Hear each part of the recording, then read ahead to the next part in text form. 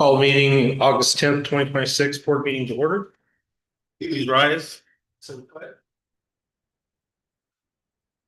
pledge allegiance to the flag of the United States of America and to the republic for which it stands, one nation, under God, indivisible, with liberty and justice for all. Great.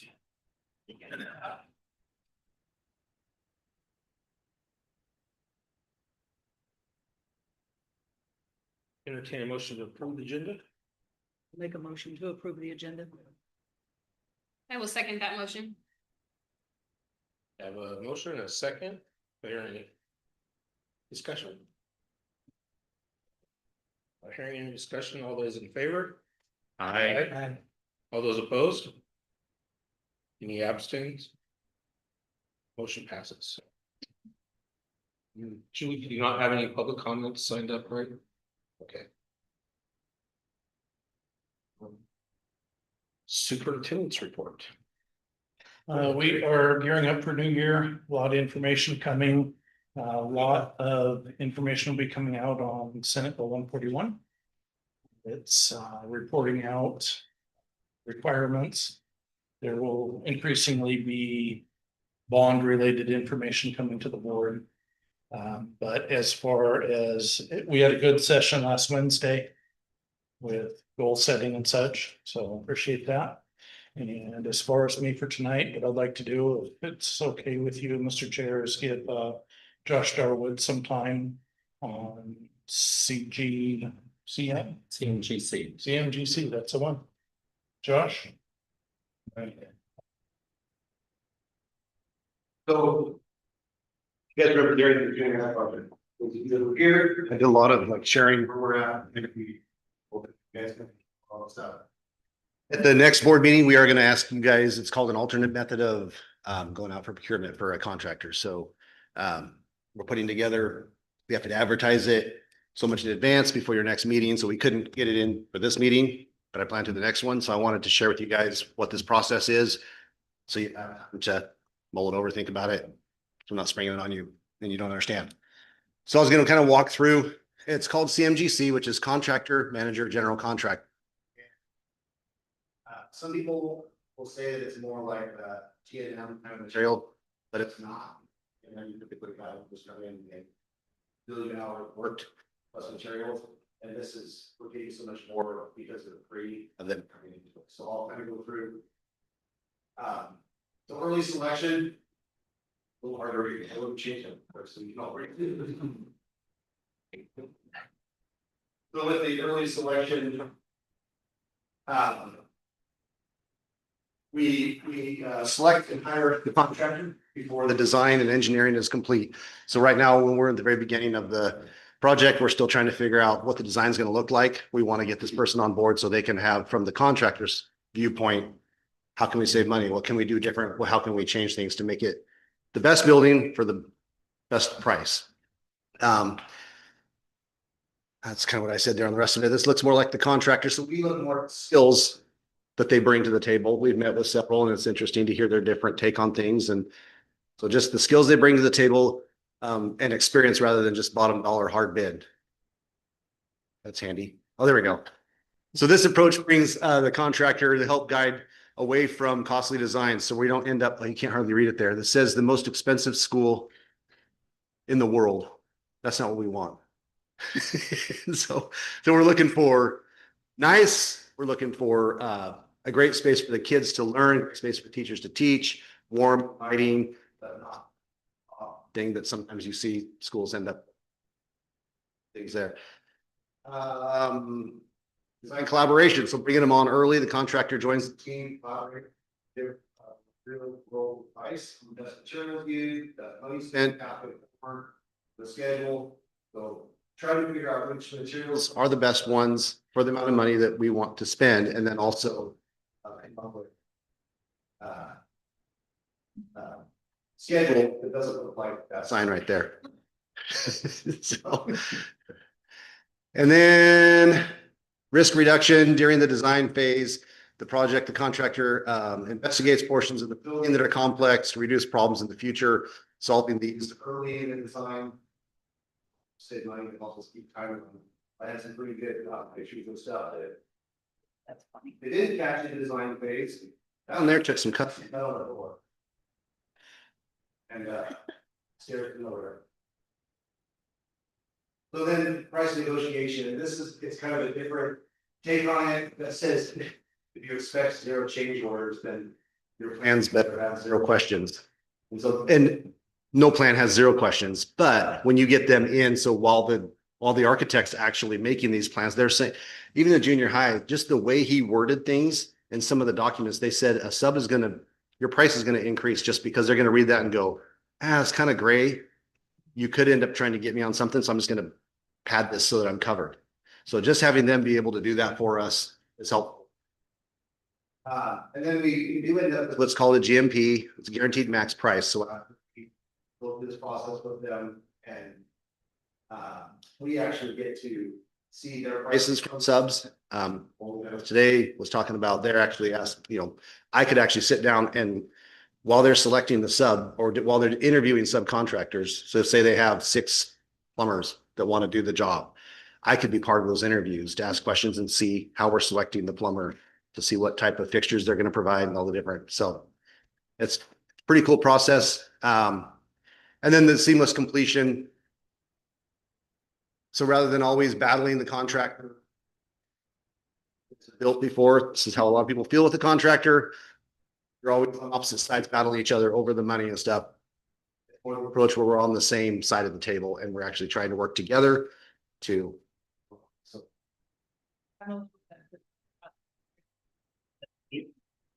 That's just read out the same thing that is. I just want you guys to kind of know where we're at with that. And explain it, so you had time to think about it prior to. Is alternate method, what's it exact wording, Kevin? It's an alternative method, and so because of that, we have to come to the board and ask for your permission, so. Yeah. Josh said, that's what we plan to do next month. Once we select, and we'll go through a whole process of how we're gonna select it, but once we do, then you guys get to. I think it involves us making findings of fact, doesn't it? Yeah, and so what we'll have is a document that includes the reasons for why we're recommending this. TBC, the board, yeah. Which will allow us to use the process. Perfect, thank you. Any questions? Okay, thanks. Thanks, Josh. No, thank you. All right, we're on to the consent agenda. May approve regular board and work session minutes from July 13th, 2026. To hire a Kaylee Sywert, 4th grade teacher at Heights effective 8/31/26. To hire Scott Boyer, science teacher at high school effective 8/31/26. Accept resignation of Maricel Redondo, special ed opportunity teacher at Foster Elementary effective August 6, 2026. Approve the hire of Emma Gardner, social studies teacher at the high school effective August 31st, 2026. And F, summer school teachers, Summer Anderson, Hawthorne, Liz Constantine, Oak Heights, Pam Hayes, Foster, Isabel Charrington, Holly. Foster's dates are August 10th through 20th, 2026. Hawthorne, Holly, Oak Heights, August 17th through 27th, 2026. I will make a motion to approve the consent agenda.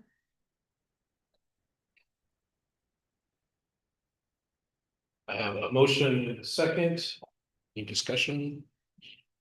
I just have a curious question. Why are Foster and the other schools? Imagine just can stagger. The teacher had something, Pam had something on last week, so they moved it around. Any more? Any more discussion? Those in favor? I All those opposed? You abstain? The motion passes. All right. Information discussion. Budget report, Kevin? Hey, thanks, Dale. Item 6A in the board packet, we are now 1 month into the new fiscal year. If you compare year-to-date spending this year compared to the same time last year, we are up about $13,581. That's primarily due to higher charter school payments and also higher staff and labor costs. That's in part offset by a reduction in supply and material spending.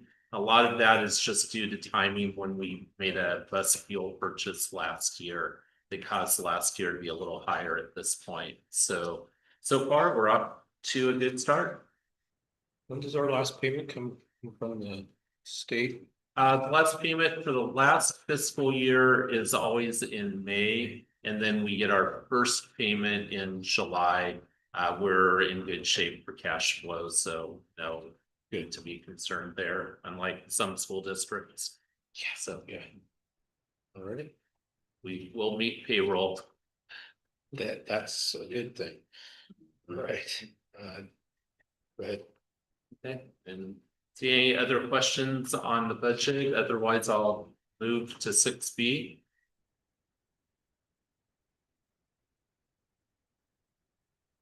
Okay, 6B, this is a letter from our auditors to the board, and I just want to be clear, I mean, the auditors work for you. And so this kind of explains just a high level overview of what they are going to be doing.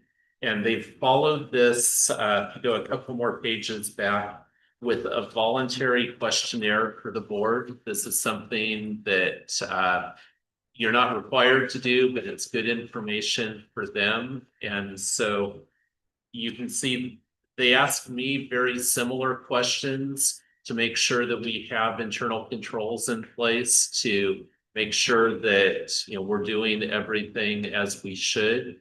But at the same time, they want to know from you if there are any concerns about anything in particular that they should be paying more attention to, or if there is anything that you're aware of. And because of that, if you do want to go ahead and complete this, you know, 2 ways. If you want, you could get that to Julie or me, and we could go ahead and send it on.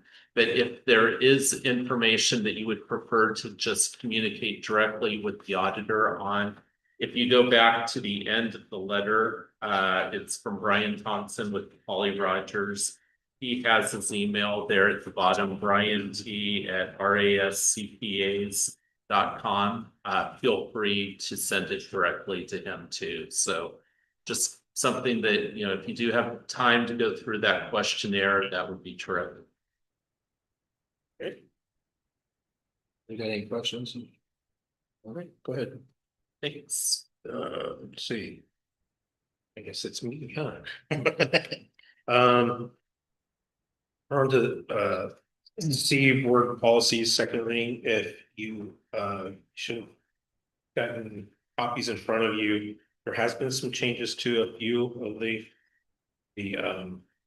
policies from the first reading.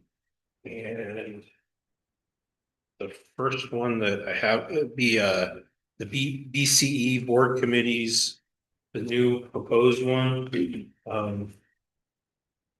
On the front page or the first paragraph, second sentence, it says a board committee is a group of, and it's circled. It's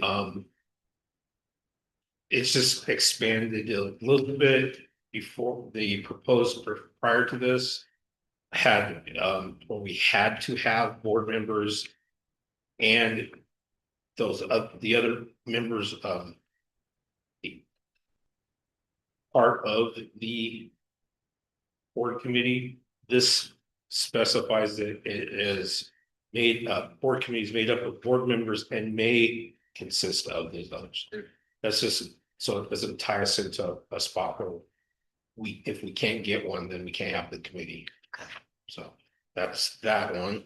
The other that I have was on the JBN/JBA sexual harassment.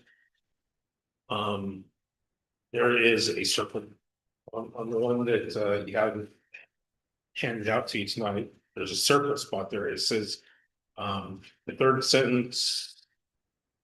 It says responsibility related to this. And originally it had policy crossed out as AR.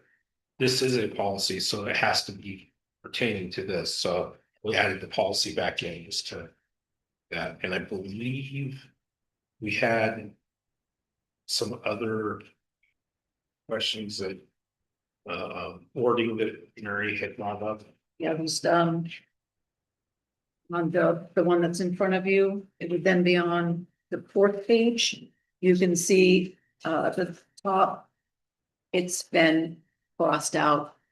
It did say this, this person is also, but was ambiguous and what that, so just crossing it out because I believe the Title IX administrator is the superintendent, so that's not necessary.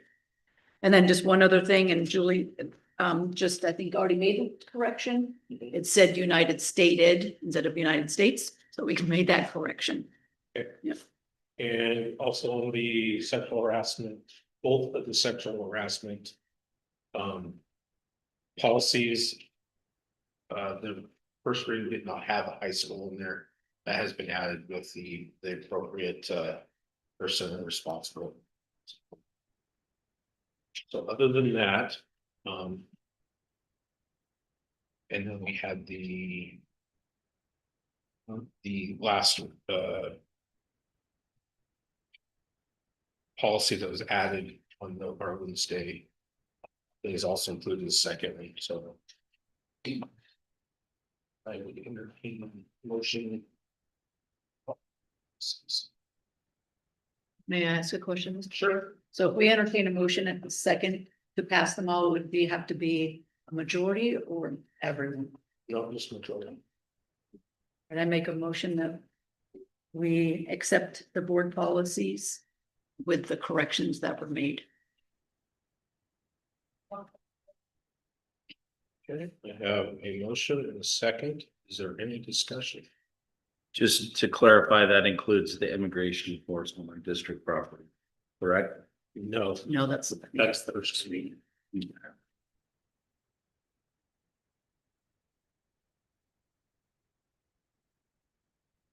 Okay, not hearing any more discussion. All those in favor? All right, Aye. All those opposed? Any abstentions? Okay, sounds like it passed. Chair, you made the motion in the second.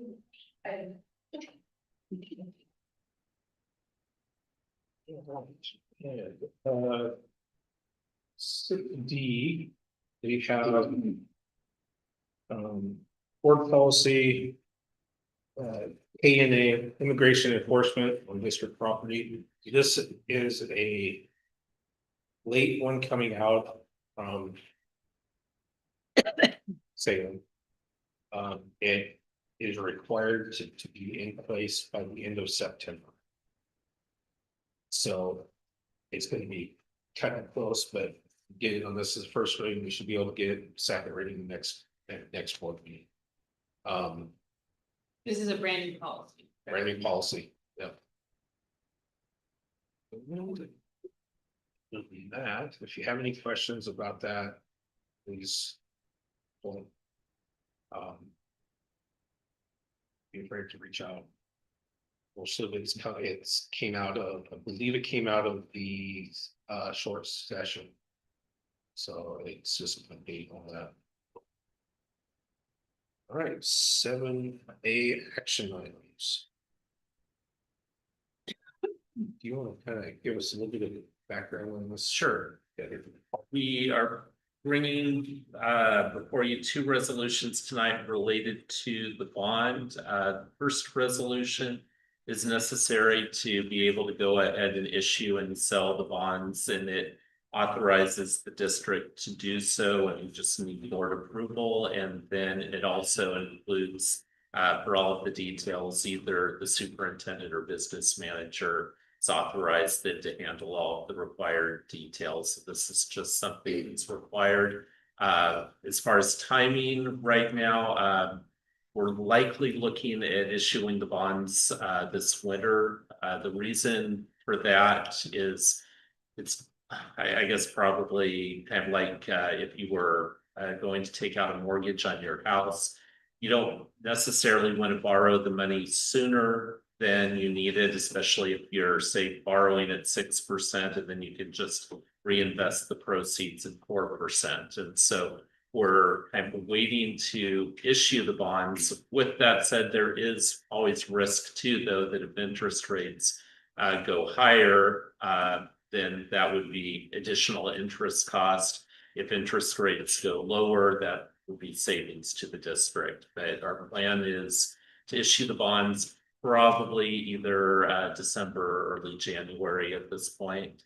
And this just authorizes the district to do so. The second resolution's a small resolution. This is required for the $12,252,000 state grant.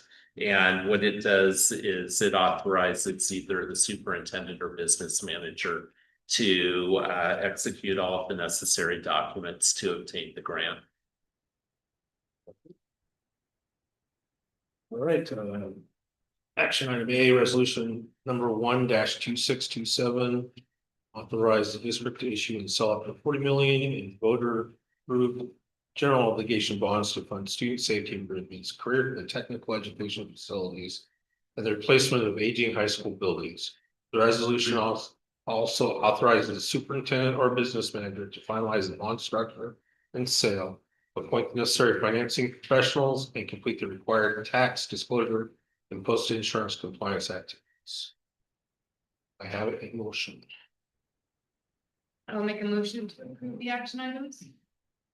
A and B. You're going for both, huh? You're going for both, huh? I'll second that. Okay, I have a motion and second to approve both A and B, resolution number 1-2627 and resolution number 2-2627. Question, Yes. do you need to read B out loud? I will be. Okay, just to be part of the record, okay. Resolution B is, or resolution debt number 2-2627. Authorize the superintendent or business manager to execute and deliver the awesome grant agreement on behalf of the district, along with any related documents necessary to secure the grant funding. All right, I have a motion and a second. Any discussion? All right, not hearing any. All those in favor? Aye. Any opposed? Any abstentions? All right, motion passes. And any board comments? Okay, no wait items. I do want to talk about some future agenda stuff. I think that we have some wrong dates. Okay, B, on B, yeah. Yeah. yes. It's September 4th. Yeah. 14th, isn't it? Oh, that cannot be right. The board officers meeting is the 31st Right.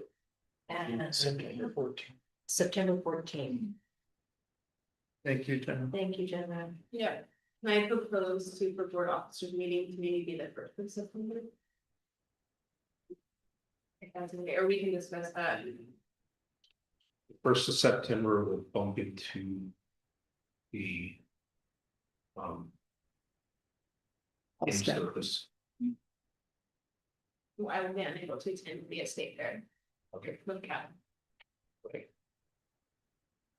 If you have anything that you want to just give it to me. All right. So future agenda items, next board officers meeting, Monday, August 31st, 2026, 2:30. We also have a guest coming. Mary, you were coming to that or signed up for that one, if you were interested. Yeah. And while we're on the subject, anybody who is interested in signing up to come to the officers meeting to observe and see how we're doing things. There's a sign up sheet here. Feel free to sign it. We can only have 4 board members there, so we're not in the quorum, but we'll try to accommodate. Future item B, next board meeting Monday, September 14th, 2026, 6:30 PM.